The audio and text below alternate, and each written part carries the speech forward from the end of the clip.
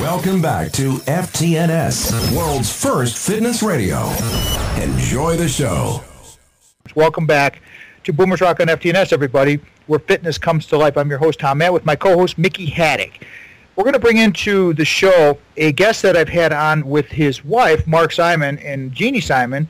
They are big-time television, entertainment industry and producers, and they know content. He's also an athlete. He's been around. He's a boomer. He knows all about storytelling. And Mark has got 3,000 production credits to his name and pitched and sold more than 25 television production and distribution deals for original concepts. He's the man, and he's got the education. That's the other thing that we want to talk about is the education for boomers. So we've got several different things we want to cover tonight. I want to welcome back to the show Mr. Mark Simon. Mark, how are you? I'm doing great, Tom and Mickey. Good to be back with you again. But Mark, first, go ahead and just refresh. We may have some new listeners out there, and on the podcast, when the podcast comes up later tonight, go ahead and tell everyone about you and Jeannie and your business and what you guys do and so forth, and then we'll move forward with the interview, okay?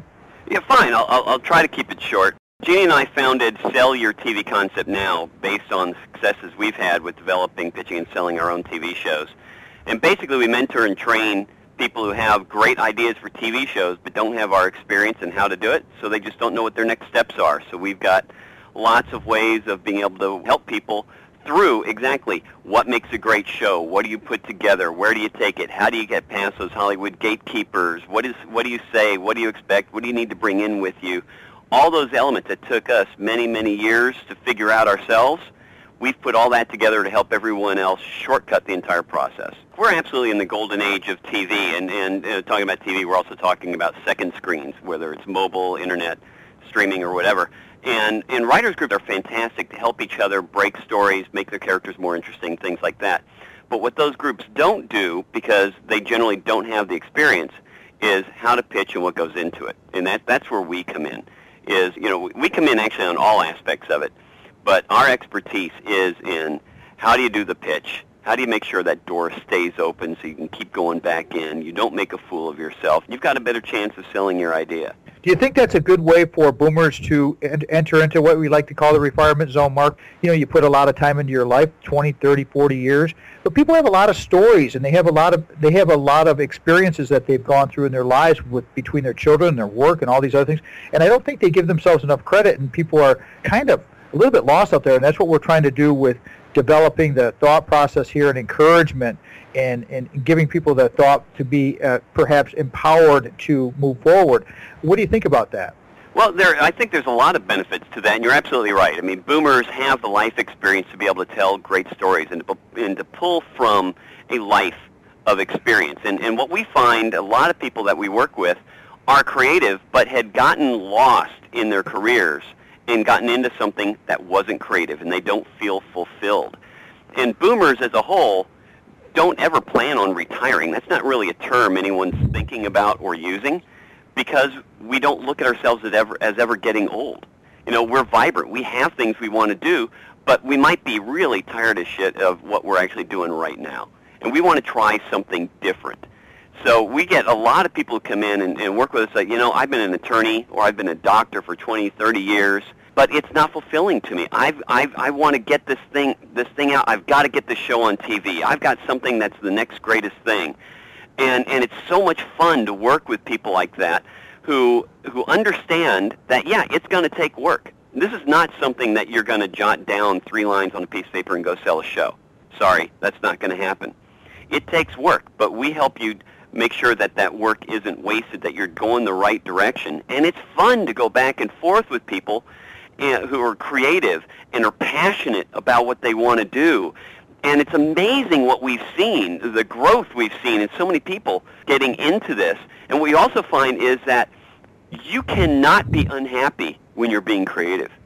Hey, Mark, how about the folks who have spent 30 or 40 years in a career, developed a masterful knowledge about a topic, and they want to leverage that and create something along the lines of either training or documenting processes or helping others gain that knowledge?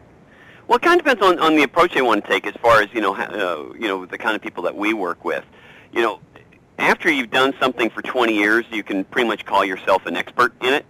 And, my wife and I have each been in the industry over 25 years, so we feel confident in giving ourselves that kind of credit. And when you're pitching a TV show, half of your pitch is you. That's why we always tell people, don't come to us and ask us to pitch for you. First of all, we won't do it. But second of all, it wouldn't help you.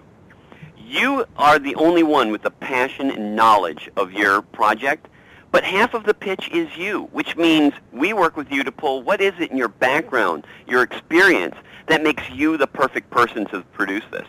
The networks hear the same ideas over and over. For instance, there's actually an industry term. I think we've talked about this in one of our earlier sessions called MOPS, most often pitched. So they might hear 50 versions of the same idea. So no one steals ideas because there's too many to choose from. But what happens is, why did one sell and the other 49 didn't?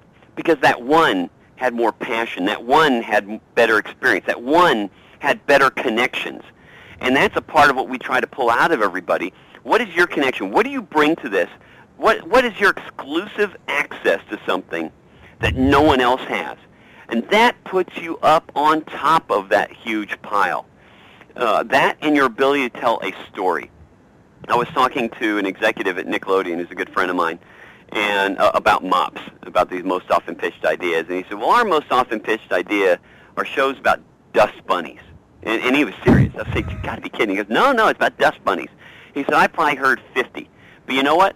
I'm going to take that 51st pitch about dust bunnies, because that 51st might be the one that has that extra bit of information, a different viewpoint, something that sets it apart, that could turn it into a great show.